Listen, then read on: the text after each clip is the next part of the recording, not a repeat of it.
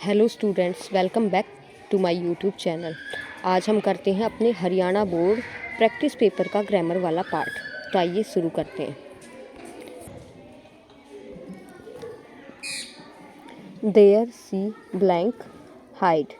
अब ये देखो, एक चीज़ तो ये देखो, यहाँ पे ये सेंटेंस है, यहाँ पे लास्ट में हमारा साइन लगा हुआ है, sign of exclamation.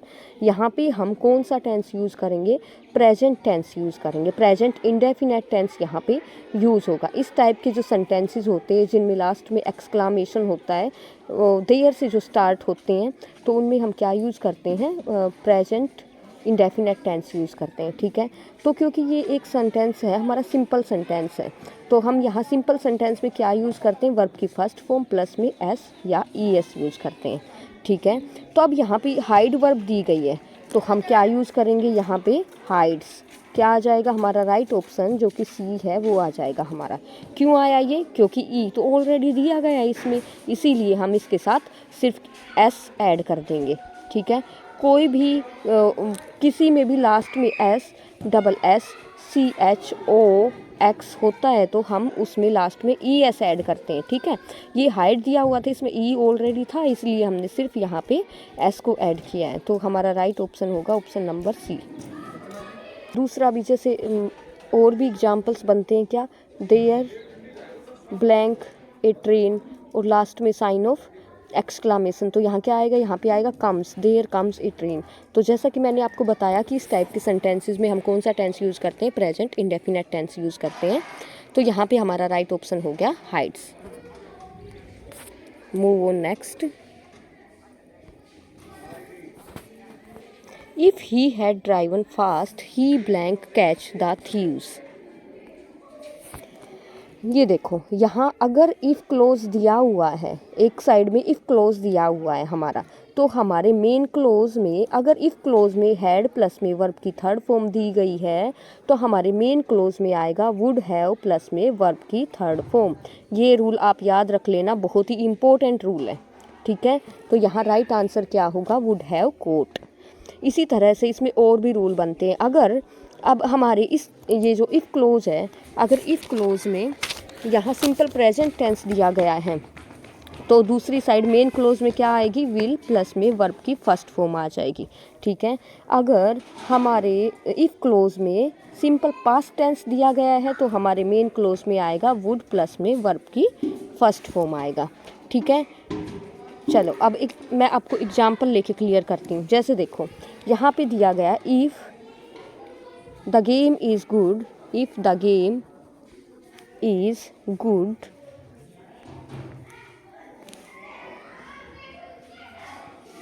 I blank play it। यहाँ देखो, यहाँ पे क्या आएगा? अब देखो, यहाँ पे ये मैंने आपको बताया सिंपल प्रेजेंट टेंस है, तो दूसरी साइड में क्या आएगा? एक साइड में ये हो गया सिंपल प्रेजेंट, तो दूसरी साइड में क्या आ जाएगा? विल आ जाएगा, विल प्लस में वर्ब की फर्स्ट फॉर्म। ठीक है, इसी तरह से अगर यहाँ पे इज की जगह पे, इज के जगह पे यहाँ पे वोज होता, तो हम यहाँ क्या यूज़ करते? वुड प्लस में वर्ब की फर्स्ट फॉर्म यूज़ करते। ठीक है, तो क्या यूज़ करते? वुड प्लस में वर्ब की थर्ड फॉर्म। आई होप आपको समझ आया होगा। Move on next. He is blank European. अब देखो, हमें जब आर्टिकल्स फिल करते हैं तो हमें क्या देखना होता है? इनकी साउंड पे जाना होता है। अगर वावल साउंड होती है तो हम वहाँ पे यूज़ करते हैं एन का, अगर कॉन्सोनेंट साउंड होती है तो हम यूज़ करते हैं ए का। ठीक है, अब वावल साउंड हमें डायरेक्टली हमें हिंदी में ए आ ई ऊ ए आई ओ आउ ये वाली साउंड आएगी, तो वहाँ पे हम यूज़ करेंगे एन का। ठीक है, और बाकी कॉन्सोनेंट वाली जो कै खे घेड़े ये कोई साउंड आएगी तो हम वहाँ पे यूज़ करेंगे ए का। ठीक, अब देखो यहाँ पे यूरोपियन, यहाँ पे क्या दिया हुआ है हमें? यूरोपियन। अगर ऐसे किसी को ना समझ आए तो यूँ लिख के देख लेना, यूरोपियन। ये वाली यू वाली साउंड, ये साउंड आ गई है, मतलब मैंने तो बताया ही नहीं था, मैंने तो बताया था ए आ ई ऊ ए आई ओ आउ, वहाँ पे एन का यूज होना था, तो यहाँ पे ये साउंड हो गई, मतलब कॉन्सोनेंट साउंड हो गई, तो यहाँ पे क्या आएगा? हमारा ए आएगा, जो कि है ऑप्शन नंबर बी। तो हमारा राइट आंसर क्या होगा? A, he is a European. Blank gift given by you is dear to me, ठीक है। ये कह रहे हैं कि वो गिफ्ट जो तुमने मुझे दिया वो ही मुझे प्रिय है, तो इसके लिए पर्टिकुलरली हम क्या लगाएंगे, द आर्टिकल का यूज़ करेंगे, क्योंकि किसी डेफिनेट गिफ्ट के बारे में बात हो रही है, तो उस किसी एक डेफिनेट चीज़ के बारे में बात हो रही है, हम वहाँ पे क्या यूज़ करेंगे, द आर्टिकल का यूज़ करेंगे। Next, choose the correct punctuated sentences from the given. यहाँ पे हमें करेक्ट पंक्चुएटेड सेंटेंस देखना है। देखो, किसी का भी नाम होता है तो हम वहाँ पे उसके फर्स्ट लेटर को कैपिटल करते हैं। रमन का आर कैपिटल हो जाएगा, रोहित का आर कैपिटल है he, have not pass their BA yet. अब यहाँ पे देखो ये BA, ये शॉर्ट, यहाँ पे बी के बाद भी हमें डॉट लगाना, ए के बाद भी डॉट लगाना, ये शॉर्ट एब्रीवेशंस दिए गए हैं, BA बैचलर ऑफ आर्ट, ठीक है। तो यहाँ पे बिल्कुल राइट ऑप्शन जो हमारा होगा वो होगा हमारा ऑप्शन नंबर बी। क्यों हुआ, क्योंकि ए में तो देखो ये BA ये गलत दिया हुआ है, सी में देखो रोहित का आर, और डी में ये BA गलत दिया हुआ है, तो हमारा राइट ऑप्शन क्या होगा, option number B. I bought a book titled Othello written by, अब इसमें देखो रिटन बाय शेक्सपियर, ये ओथेलो ये भी बड़ा है, शेक्सपियर का भी बड़ा है। लास्ट में इसमें एक तो गलती ये हो गई कि लास्ट में हमें फुल स्टॉप लगाना है, जो कि लगा हुआ नहीं है। दूसरा, ये जो टाइटल है, टाइटल को हम किस में कोमास के अंदर रखेंगे टाइटल को, तो हमारा राइट ऑप्शन क्या होगा, हमारा ऑप्शन नंबर ए गलत है क्योंकि क्वेश्चन मार्क है। दूसरा गलत है क्योंकि साइन ऑफ एक्सक्लामेशन है। तीसरा गलत है क्योंकि यहाँ पे ओथेलो को टाइटल में नहीं लिखा, और शेक्सपियर का एक्स भी छोटा है। तो हम अपना नेक्स्ट देख लेते हैं, option number D, I bought a book. ये जो ऑप्शन नंबर डी है ये हमारा क्या है, बिल्कुल राइट है, क्योंकि यहाँ पे सब चीज़ें शेक्सपियर का एस भी बड़ा है और ओथेलो को कोमास में भी रखा गया है, तो हमारा राइट ऑप्शन होगा ऑप्शन नंबर डी। नेक्स्ट में चलते हैं, choose the correct model from the given. हमें इसमें मॉडल फिल करना है। You blank follow the law of your country, आपको अपनी कंट्री के रूल्स को फॉलो करना चाहिए। चाहिए की सेंस में हम दो मॉडल्स यूज़ करते हैं, एक तो मस्ट और दूसरा यूज़ करते हैं हम शुड, ठीक है। और इसमें क्या आएगा, इसमें आएगा मस्ट। क्यों आएगा, क्योंकि आपको ये दिया जो ऐसे सेंटेंसेस जिसमें कि आपको कोई काम करना ही करना चाहिए, मतलब अगर आप ना करोगे तो नुकसान आप ही का है, वहाँ पे हम यूज़ करते हैं मस्ट का, तो यहाँ पे राइट आ जाएगा मस्ट। जैसे कि एक दूसरा एग्जांपल बताऊँ, यू ब्लैंक ओबे योर पेरेंट्स, इस सेंटेंस में क्या आएगा, इसमें आएगा शुड। क्यों, क्योंकि भाई हमने तो आपको एडवाइस दे दी कि आपको अपने पेरेंट्स की बात माननी चाहिए, अब बाकी डिपेंड करता आप पे, आप मानो या ना मानो, वहाँ पे शुड आता। लेकिन यहाँ पे अगर आप इनको फॉलो नहीं करोगे तो नुकसान हमारा नहीं बल्कि आप ही का है, तो यहाँ पे राइट ऑप्शन क्या होगा हमारा, option number B. Move on next, number 8, I blank work hard to win a scholarship, मुझे कठिन परिश्रम करनी चाहिए, किस लिए, स्कॉलरशिप जीतने के लिए, तो यहाँ पे क्या आ जाएगा हमारा राइट ऑप्शन नंबर डी, जो कि क्या है, must. Move on next,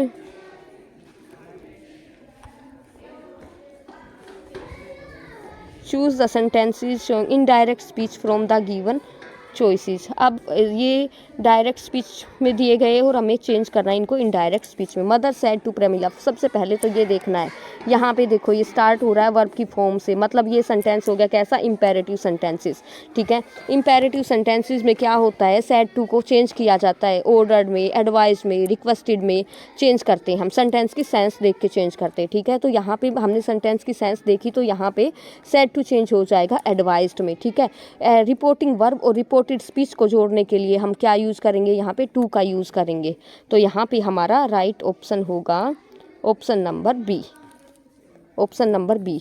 mother advice Premila to avoid meeting bad girls, और लास्ट में full stop, option number B हमारा होगा बिल्कुल right answer. Move on next, he said to me whom does she want, अब क्या देखा, sorry, whom does she want to contact, ठीक है। अब यहाँ पे देखो साइन ऑफ इंटेरोगेशन हमने देख लिया, reporting verb, reported speech. Reporting verb में सेड टू, अगर सेंटेंस क्वेश्चन मार्क वाला होता है तो सेड टू चेंज होता है किसमें, आस्क्ड में, ये चीज़ क्लियर हुई। फिर ऐसे सेंटेंसेस में रिपोर्टिंग वर्ब और स्पीच को जोड़ने के लिए हम यूज़ करते हैं इफ़ का या फिर वेदर का यूज़ करते हैं, ये दो कंजंक्शन हम इसमें जोड़ने के लिए यूज़ करते हैं, ठीक है। लेकिन एक और चीज़ ध्यान रखनी है, अगर सेंटेंस इंटेरोगेटिव है और स्टार्टिंग में WH फैमिली वर्ड दिया गया है, ये यहाँ पे क्या दिया गया है, हुम, तो हम कोई भी कनेक्टर नहीं लगाएंगे बल्कि डायरेक्ट हम वही वर्ड यूज़ करेंगे।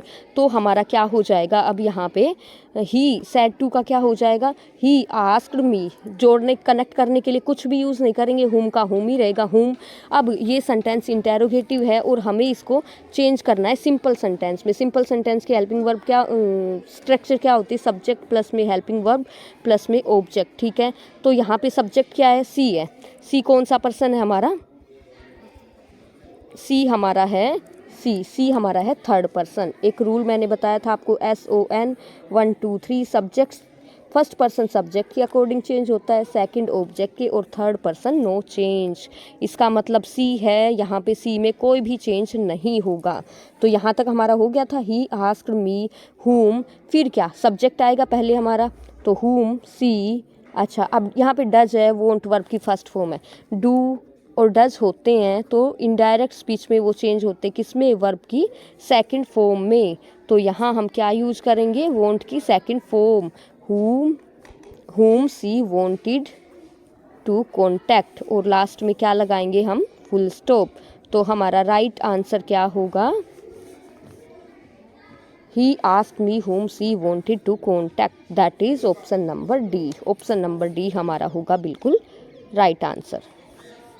Move on next 11, choose the correct non finite from the given choices. अब यहाँ देखो, ही जोक मेड अस ब्लैंक, कुछ नॉन फाइनाइट में बेयर इन्फिनेटिव होता है, टू इन्फिनेटिव होता है, जिरंड होता है। बेयर में हम यूज़ करते हैं वर्ब की फर्स्ट फॉर्म, टू इन्फिनेटिव में टू प्लस में वर्ब की फर्स्ट फॉर्म, और जिरंड में वर्ब की फर्स्ट फॉर्म प्लस में ING, ठीक है। तो कुछ वर्ब्स होती हैं जहाँ पे हम सिर्फ वर्ब की फर्स्ट फॉर्म यूज़ करते हैं। यहाँ पे मेक, फील, बिड, ये वाली जो वर्ब्स होती है वहाँ पे हम उनके बाद सिर्फ वर्ब की फर्स्ट फॉर्म यूज़ करते हैं। तो यहाँ पे ये फॉर्म दी गई है, वर्ब दी गई है हमारी मेड, ठीक है। इसके अकॉर्डिंग हम यहाँ पे क्या यूज़ करेंगे, वर्ब की फर्स्ट फॉर्म जो कि क्या है, लाफ है। तो हमारा राइट ऑप्शन नंबर सी जो कि क्या है, लाफ, ये बिल्कुल होगा correct. Move on next, you need not blank fast. अब यहाँ पे एक चीज़ ध्यान देनी है, अगर डेयर और नीड अगर ये पॉजिटिव सेंटेंस में यूज़ होते हैं तो इनके बाद हम टू का यूज़ करते हैं, ठीक है। पॉजिटिव सेंटेंस में यूज़ होंगे तो हम इनके बाद टू का यूज़ करेंगे, और अगर ये अगर नेगेटिव सेंटेंस में यूज़ होते हैं तो इनके बाद हम टू का यूज़ नहीं करते बल्कि डायरेक्ट वर्ब की फर्स्ट फॉर्म का यूज़ करते हैं। तो यहाँ पे राइट आंसर क्या होगा, you need not run fast, verb की फर्स्ट फॉर्म, रन का रन ही रहेगा यहाँ पे। होप गाइस आपको समझ आया होगा। अगर आपको मेरी वीडियोज़ अच्छी लग रही हैं तो चैनल को लाइक, सब्सक्राइब और शेयर करना ना भूलें। Thanks for watching.